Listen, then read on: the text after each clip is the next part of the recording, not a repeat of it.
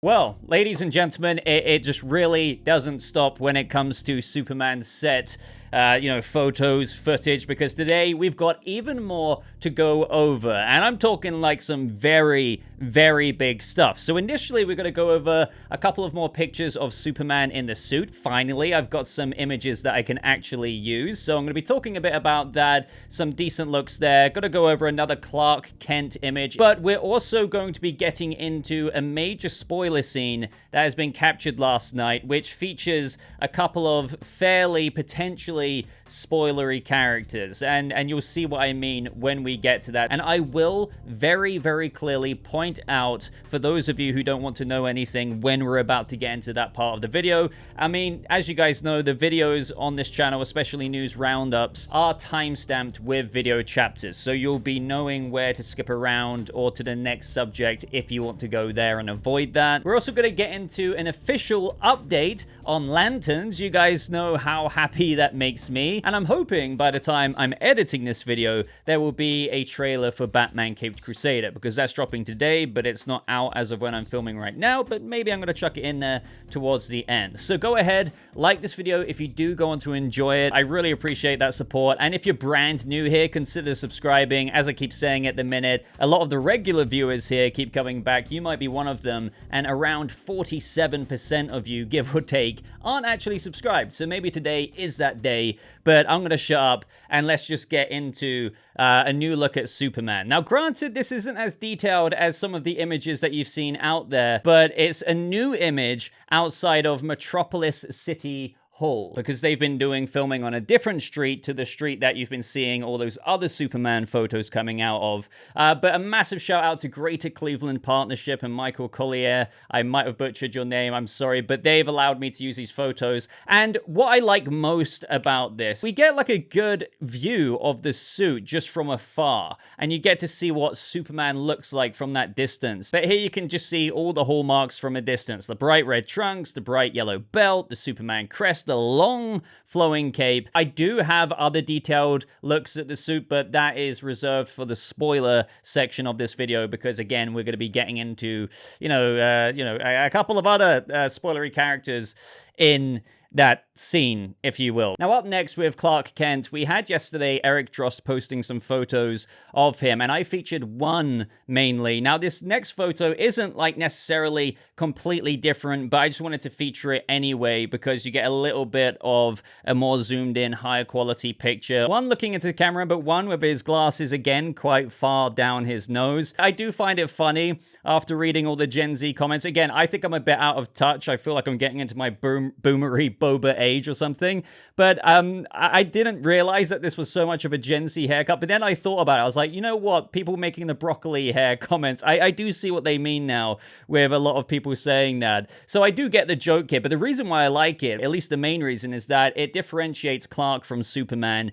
more so than just relying on the glasses. Now, some people are also mentioning that this is a wig. I don't think it is, because if you look at set photos of David Corenswet, you can tell that his Superman swept back hair, it's not like super short, it's like a bit long as it's kind of combed back, if you will, to the point of where if you have wavy hair like me, of which I think David Corenswet does, all you need to do is get out the shower, not towel dry your hair, definitely don't blow dry it, let it dry from soaking wet, and that is where your wavy hair will get pretty wavy, instead of if you were to blow dry it. That's how, my hair might come across fairly straight sometimes, especially if I put gel in it and try to give myself a Superman look. So that is basically what is happening here. I really don't think it's a wig. I think they've just deliberately tried to really differentiate Clark's look from Superman and make him look kind of nerdy, dorky. I know some people's preference is to have maybe more of just a similar haircut, even if slightly different to when he is in Superman mode, because you don't think this suits him here. But again, I would say that means it's working, if you know what I mean. It doesn't mean you have to like it, and that's fine if you just don't have that preference. But in my opinion, I think that is exactly what they're going for. It just adds that extra layer of, maybe I can suspend my disbelief a little bit less, maybe, because he is actually trying to put a lot of effort into looking different as Clark Kent. But now I want to move into the next part of this video, but I will be providing timestamps, as I said, if you want to get into the Lanterns news and other things that we'll cover in this video. But this next part, we're going to be getting into the latest filming. By now, it's all over the internet, but even with that being said, I am giving you your warning right now. If you do not want to know anything about any additional characters in this movie, in the vein of, okay, seeing the Superman suit is one thing, right? And some of the other stuff that we've been talking about the past couple of days. But then there's seeing this, and maybe, you know, it's like, oh, okay, this could mean this. This is your chance to skip to the next timestamp in this video. So 3, 2, 1, all right. Right, we need to talk about this, because did this just confirm what I was kind of thinking might be the case a few months back? And we're going to get into that, oh, trust me. But a massive shout out to OBV Photography and the Direct for allowing me to use the coverage of the set. I've also got some great shots from Michael Collier as well. And yes, of course, that not only did we see the Engineer on set wearing that same suit that she was wearing in that harness a little while back now, but also with the addition of Rick Flag Sr., who's first appearing in Creature Commandos and going into now Superman, and then Peacemaker Season 2. More about that in a bit and my thoughts on that. And this somewhat mystery character of whom everyone is theorizing about, but there's this particular logo on his chest which may make him Ultraman. So first of all, let's go over the possibility of Ultraman first, because, you know, at first I was like, you know, with that logo, surely this has to be him. This has to be confirming those leaks that we discussed a while ago. But there is actually another candidate that I do encourage you to kind of leave your mind open with, because I think a lot of people off the bat, including myself initially, was like, Ultraman. That's their take and iteration of Ultraman. But you know, what if there is somebody else? So entertaining the Ultraman theory first before we kind of talk about what could be going on in this scene as well, even though some of it is obvious with Superman in handcuffs. With this hypothetical Ultraman appearance here, arresting Superman, it does seem to be a combination of characters influencing, you know, the character design that we're seeing in the ways that I've always said. Again, cast your mind back to that video I made about the Ultraman leaks and then how James Gunn posted at that time, not debunking Ultraman, but he addressed the situation, and I'm going to go over that in a second. I said back then, if we are getting Ultraman, if these leaks are true, it would never be copy and paste. It's not exactly, or it's hardly going to be an alternate universe evil Superman like Ultraman is in the comics. And how did I know that? I didn't for sure, obviously, but I doubt they were going to do a multiverse thing, bringing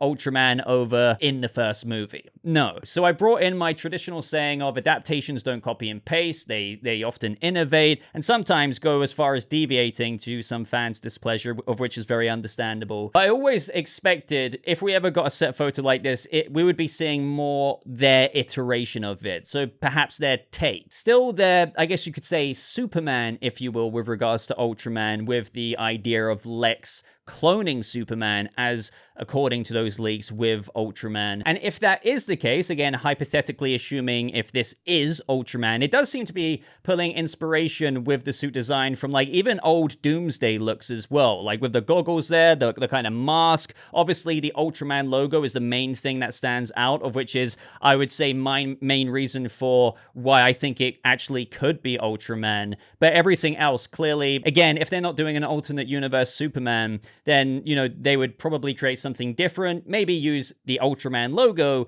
and then the product would be perhaps what you're seeing on screen. But of course, I do need to mention how this could just be one part of this character in this movie, Ultraman with this logo. He could still be going out there under Lex Luthor's orders to defame Superman, make it look like he's doing bad things in the Superman suit that David Corenswet is wearing, or one that looks like it. And yes, I have seen the theory that what if Gunn, funnily enough, in that suit reveal, that first official reveal that he gave us outside the crest, was actually Ultraman. I don't know about that one. Like, you know, I don't know. Now, as for the mask, my theory about why he's wearing that, if this is Ultraman, is because, you know, it would be the situation of how there's a stunt double filling in this role, arresting Superman in this scene, since you would have to assume that David Corenswet would be playing, obviously, not only Superman, but also Ultraman, if Lex Luthor did indeed clone Superman to make this Ultraman. So going along that route, there's that situation of behind closed closed doors scenes being filmed. There would be a mask-off scene with this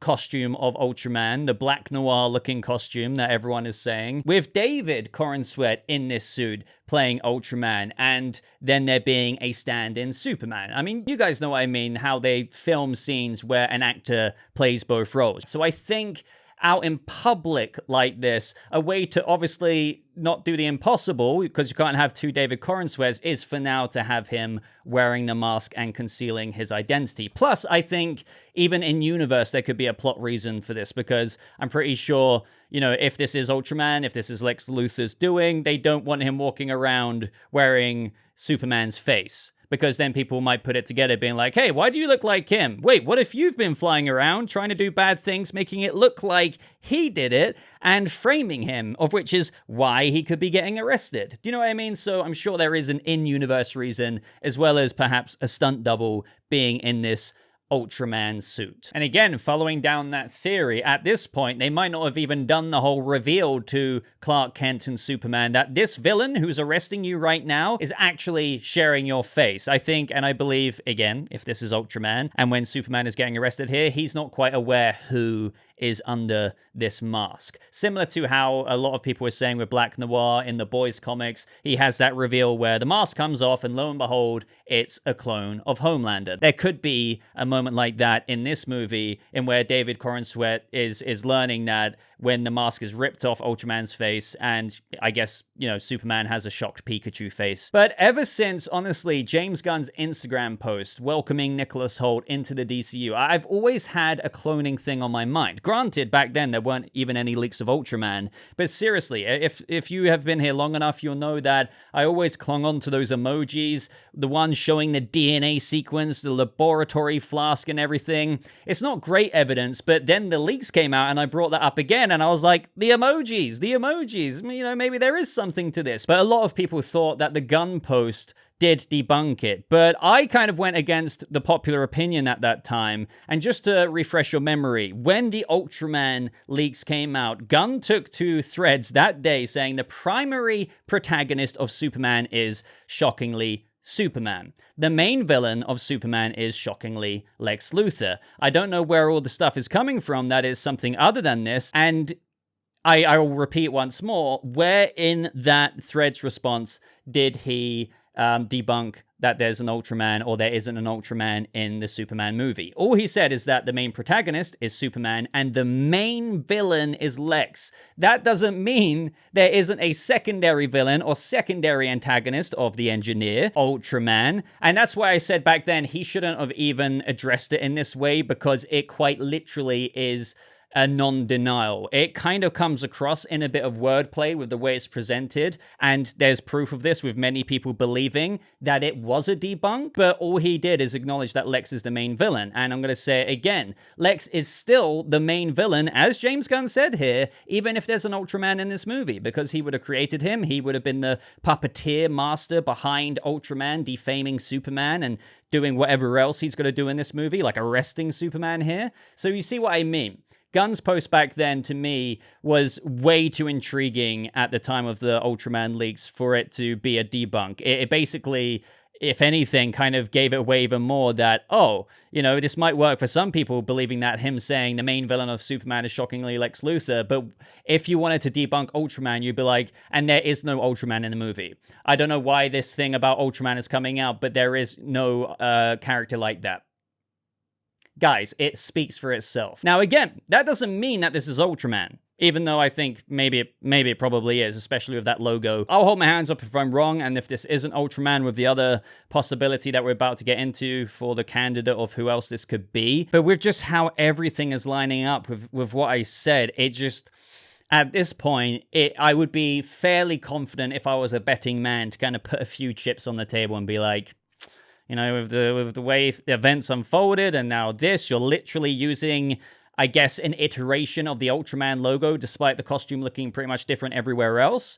yeah, I mean, maybe this could be it. Now, as for what is actually going on in this scene here, clearly, Superman is getting arrested. There's US military there, there is the Engineer, there is Rick Flag Sr., played by Frank Grillo, and of course, you know, Ultraman himself. So Lex Luthor is definitely up to something. Basically, you know, logically here, it looks like Superman has done something, possibly been the very reason for the cause of all this rubble outside the Daily Planet. But of course, we know that he didn't do that. But Ultraman here has been dispatched alongside the Engineer to apprehend Superman, and Superman obviously would go willingly because he wouldn't want to hurt, obviously, the military and make a massive scene out of it. And I know lots of people are drawing a similar comparison to those scenes in Man of Steel as well. So as for the Engineer, I'm still going to maintain what I've been saying this whole time. I think she'll appear as, like, initially an antagonist in the DCU, so starting off in Superman here, so helping apprehend Superman alongside Ultraman, but that's because she thinks she's doing the right thing. Perhaps her mind has been poisoned to basically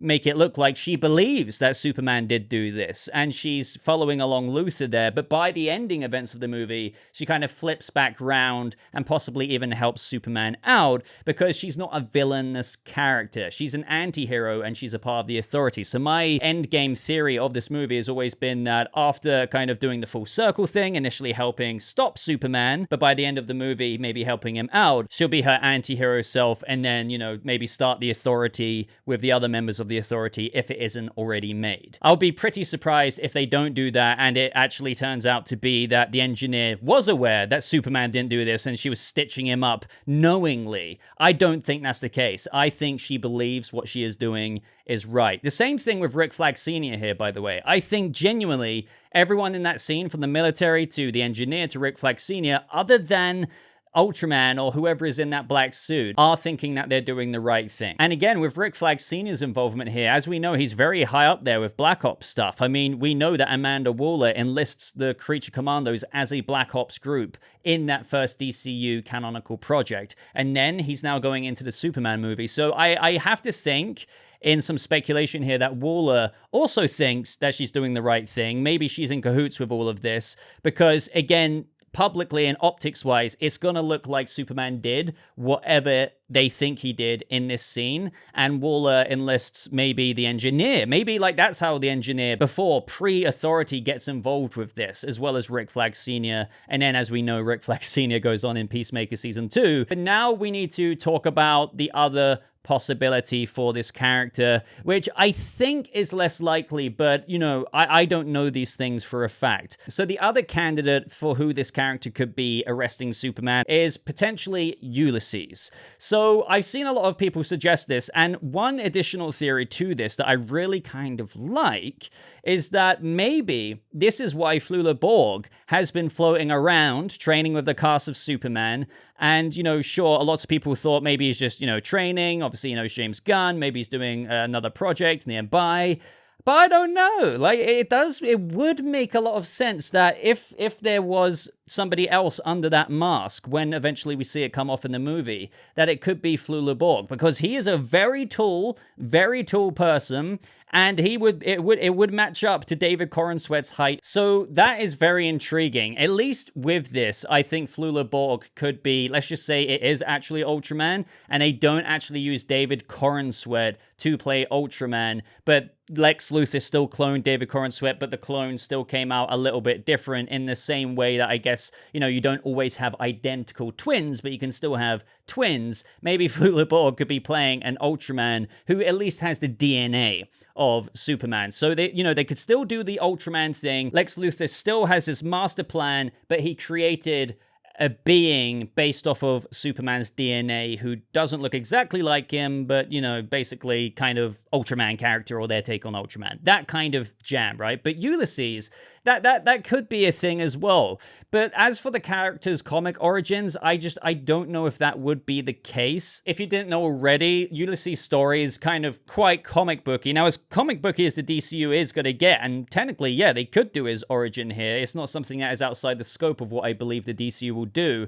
But I don't think his backstory has too much direct involvement with what, matches up to potentially the leaks and what could be going on here. It'd be kind of like a random character to be puppeteered by Lex Luthor, where as a young child, he was sent off by his parents into another freaking dimension in where basically it gave him his incredible powers. And then, he thought Earth was being destroyed because that's why his parents sent him out there. But then when he kind of came out of it, it was like, oh, Earth wasn't destroyed, and now I'm back. And then without, giving, I guess, too much away about the character, he does end up as quite a bit of an antagonist to Superman. He does have a U on his suit. It is basically a black suit with some details on there. So, I guess I would have to say you can't rule out, just in the same way as I said about Ultraman here, that it would be their take on him, an iteration of him that isn't maybe copy and pasting the comic book origin.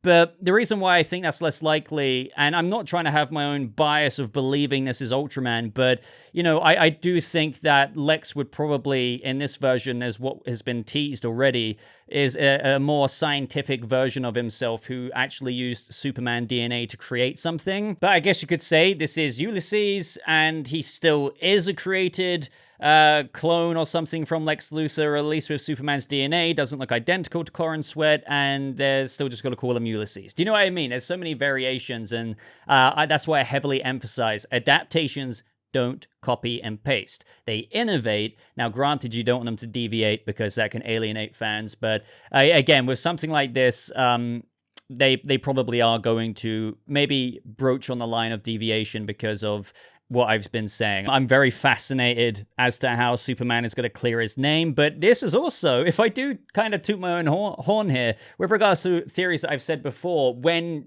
entertaining, if there is a clone of Superman, I've said that the Daily Planet reporter side of this film may be crucial in helping Superman clear his name. And yes, that would involve Lois Lane and everyone else. How else is Clark going to get out of him being arrested here? And it's not going to be force, so he's going to have to rely on some help, because he's not going to just convince them. He's probably going to have pretty damning evidence against him, orchestrated by Lex Luthor, if they're going as far as dispatching US military and other metahumans to arrest him. Like, that is severe level stuff, and you're not going to get out of that without proof of your own. So that's where the other characters surely must come in. But obviously, we still do not have the full picture. So I would love to know your thoughts about this. Again, I could talk about this forever, but I've spoken about this probably enough in this video to make it a super long video. But any and all thoughts, let me know them down in the comments below. Now, up next in DCU news, guys, we have HBO original drama series Lanterns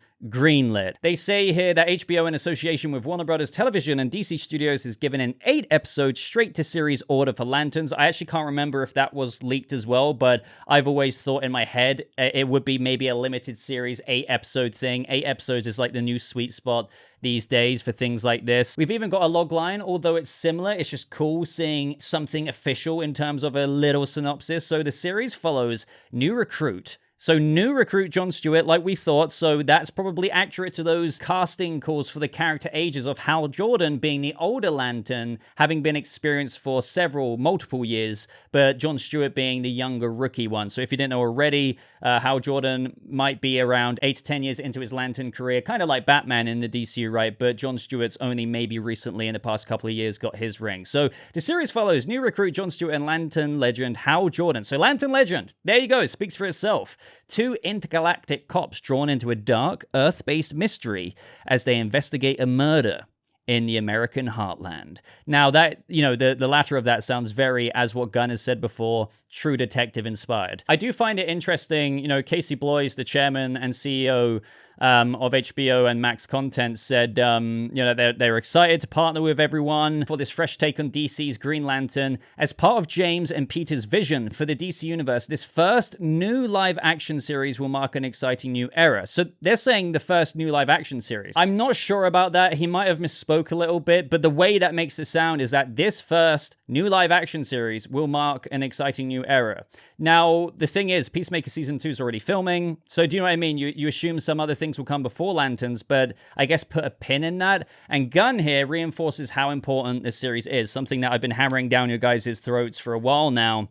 But he says, we're thrilled to bring this seminal DC title to HBO with Chris Damon and Tom at the helm. And Jon Stewart and Hal Jordan are two of DC's most compelling characters. And Lanterns brings them to life in an original detective story that is a foundational part of the unified DCU we're launching next summer with Superman. So, as Gunn and Peter Safran has said before, this is a very important story to them because it echoes throughout the overarching story. So, whatever this ancient, terrifying mystery is that they uncover as they investigate a murder in the American heartland will be maybe kind of teeing up the Chapter 1 big bad, maybe in a way. We're gonna have to wait and see. Okay, so as I thought when I was recording this video, the trailer for Batman Caped Crusader came out. So I'm going to try and attempt a reaction. I know sometimes it's a bit dodgy with copyright, but we're going to have to wait and see. If it's for some reason cut out, I'll give my initial thoughts afterwards. But let's go. I'm quite pumped for this. Asking the question on everyone's mind these days, what do you think about the Batman? Oh, right. Okay. This whole city's gone to hell in a handbasket. Well, he's breaking the law, eh? So they ought to catch that freak and lock him up. Okay, so they a bit. I say it's gonna be easy, but catching criminals is what we do. So this one dresses up like Dracula. So what? He hasn't been out there too long. What do we know about this Batman? He's been beating the tar out of muggers and dope peddlers out there the last few weeks. The animation's so He's good. been seen at night driving that hot rod of his 100 miles an hour. And now he's even attacking our brave police. Nice car. This man is not a hero, he's a criminal. And his time in Gotham is up. Mischief afoot, sir? 3 explosions in 2 Ooh. weeks. Okay. Batcave. Peculiar. There's something more going on here. Hamish Linklater's Batman voice is so much better than that first reveal. Ah, the detective. He's an itch that needs to get scratched. The Kings don't run this court anymore.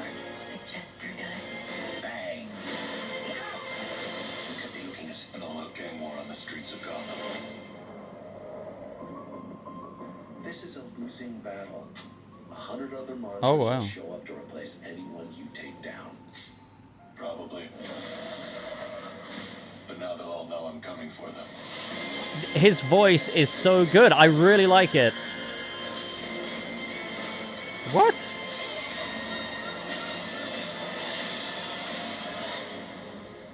That was so good. That was so good.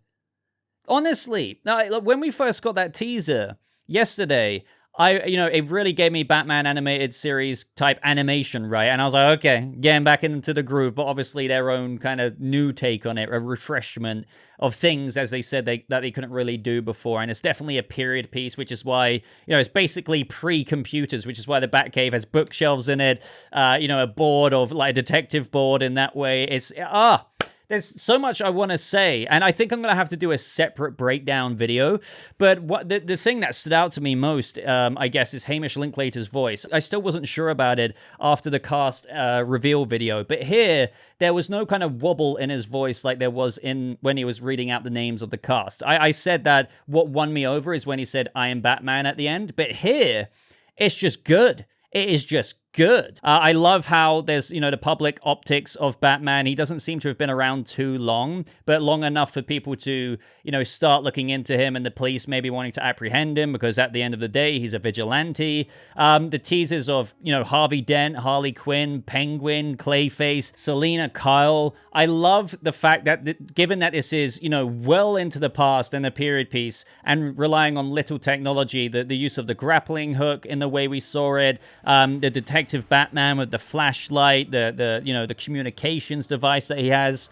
is something Batman in animation that is very much so welcome in my mind. It's got that kind of, what Matt Reeves brought out in The Batman, the noir detective vibes. And, this has also been said by the showrunners. It's very noir detective, and that's a stylistic version of Batman that I think has always been a part of the character, but growing ever so popular now, bringing those core traits, character traits out of Batman that are just, you know, really, really relevant right now. So I can't wait to get into this even more. Look out for maybe a more in-depth breakdown video. Depends how busy I am, but I loved it. But that is everything I'm going to get into in today's news roundup, guys. An extra long, jam-packed one. I feel like I couldn't help the length. I mean, channel name's BobaTalks, so, you know, had to do some talking. But let me know any and all thoughts on everything we discussed. Please consider leaving a like on this video. And of course, consider subscribing if you want to stay up to date with brand new DC news just like this. So I'm going to love you and leave you now, guys. Just again, thank you so much for watching. I hope that you have a lovely rest of your day. And I'll see you people of the DC Universe in the next video. Goodbye.